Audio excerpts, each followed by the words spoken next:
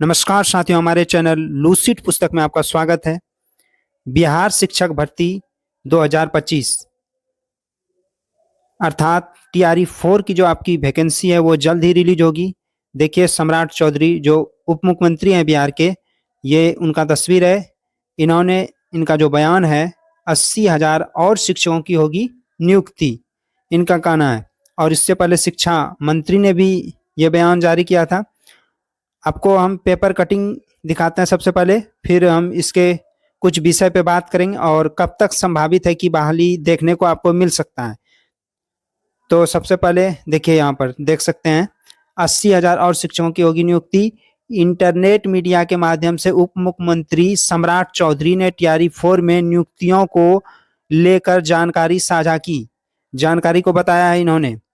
तो आपको हम कुछ महत्वपूर्ण सूचना दे देते हैं जो इनके द्वारा कहा गया है, जो आपको जानना बहुत ही जरूरी है। उप मुख्यमंत्री सम्राट चौधरी ने कहा है कि बिहार में जल्द ही चौथे चरण के तहत 80,000 शिक्षकों की बहाली होगी।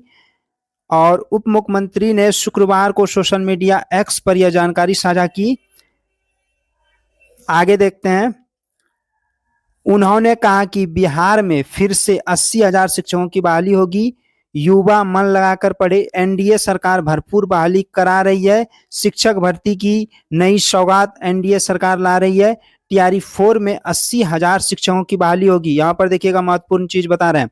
टीआरई 3 में खाली रह गए 21,397 पदों को भी टीआरई 4 में शामिल किया जाएगा। कितना? 21,397। बहुत ऐसे अभ्यर्थी हैं जो टीआरई 3 में काउंसलिंग कराने जाएंगे तो 6 to 8, 9, 10 या 1 to 5, 6 to 8 किन्हीं दो जगह रिजल्ट हुआ है, तो एक ही जगह उनको नौकरी करना है। और काउंसलिंग जब एक जगह कराइएगा तो दूसरे जगह लॉक हो जाएगा, वो खुद ब खुद समाप्त हो जाएगा। तो इस प्रकार 21,397 पद इससे निकल के आ रहा है। उप मुख्यमंत्री ने कहा कि बिहार सरकार, और थोड़ा सा है, बिहार सरकार सभी स्कूलों में पर्याप्त शिक्षक उपलब्ध कराने का वादा कर चुकी है और इस दिशा में आवश्यक कार्रवाई की जा रही है। सरकार की योजना है कि राज्य के 75,000 स्कूलों में 7 लाख से अधिक शिक्षक बहाल किए जाएं। तो बहुत हद तक तो हो गया है और कुछ बाकी है, तो उसको पूरा किया जाएगा। संबंधित विभाग की ओर से इस दिशा में कार्रवाई शुरू कर दी गई है। आने वाले दिनों में इसके सकारात्मक परिणाम दिखने लगेंगे। तो ये बयान था, इसको आपने सुन लिया। अब आपको हम कुछ महत्वपूर्ण चीजें बता देते हैं फटाफट, थोड़ा देर का और वीडियो रहेगा। तो टीआरई 3 का भी काउंसलिंग जो है, टीआरई 3 का 21 जनवरी से चलेगा 31 जनवरी तक। इनके समाप्त होने के बाद आपका ट्रांसफर का प्रक्रिया उधर चल ही रहा है, तो ट्रांसफर का जो प्रक्रिया है वो थोड़ा सा और लेट होगा दूरी आधार पे। तो उसके बाद ही ना अलग अलग जगह जो स्कूलों में, विद्यालयों में जिला वाइज जो भी पद खाली रहेंगे, विषय वाइज जो भी पद खाली रहेंगे, तो उसको कलेक्ट किया जाएगा, तभी तो बहाली निकाला जाएगा। तो ट्रांसफर की जो प्रक्रिया है, फरवरी में एग्जाम है इंटर का और 10th का, तो उसमें भी शिक्षकों की ड्यूटी लगेगी। तो ट्रांसफर के कुछ हिस्से, जो चरण लास्ट है, 4 चरण है, 3 चरण, तो उस हिस्से को पूरा होने में थोड़ा समय लगेगा। तो उसके बाद ही आपका जो जा करके बहाली आने की संभावना है।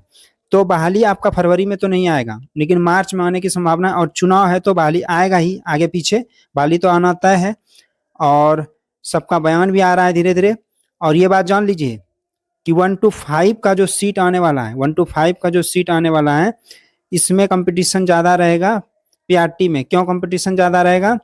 NIOS DLED आ रहा है, NIOS DLED वाले भी इसमें मान्यता इनको प्राप्त हो गया है फिर से सुप्रीम कोर्ट के द्वारा। तो अब इसमें फाइट ज़्यादा, लड़ाई ज़्यादा रहेगा। तो आप सेट प्रैक्टिस कीजिए, महत्वपूर्ण है ये। सेट आपको प्रैक्टिस रोज करना है। सेट ही सबसे बड़ा आपका शिक्षक है।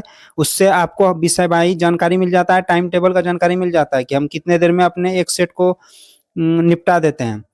उससे गणित हो, जीके हो, साइंस हो, करंट अफेयर हो, क्या मेरा छूट रहा है, ये सारी चीज़ों की जानकारी सेट बताता है। तो सेट प्रैक्टिस कीजिए। और सेट ग्रुपिंग में भी प्रैक्टिस होता है, तो उससे ये भी मनोबल होता है कि मेरा नंबर इससे कितना ज़्यादा आ रहा है, इससे कम कितना आ रहा है, हमको और कितना मेहनत करना चाहिए।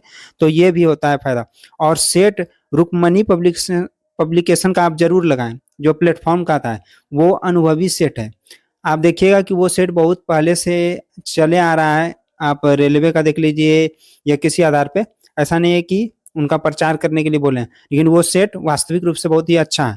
तो चुनाव है तो ये समझ लीजिए बहाली ये अंतिम रूप से है। इसके बाद चुनाव अगर खत्म हो जाएगा तो आप और भी बहाली को देख सकते हैं, जैसे बिहार एसएससी या कोई और है तो वो सब भी बहाली में लेट कहीं ना कहीं होता है। तो इसी प्रकार आप प्रयास कीजिए कि, तो बिहार एसएससी के 1 साल हो गया है उसका निकला हुआ, लेकिन अभी तक उसका जो है कोई भी एग्जाम नहीं लिया गया, इसलिए चुनाव है तो ये लास्ट समय है।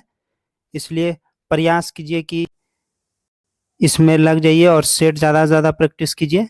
और हमारा वीडियो अच्छा लगा हो तो लाइक सब्सक्राइब जरूर कीजिएगा। धन्यवाद।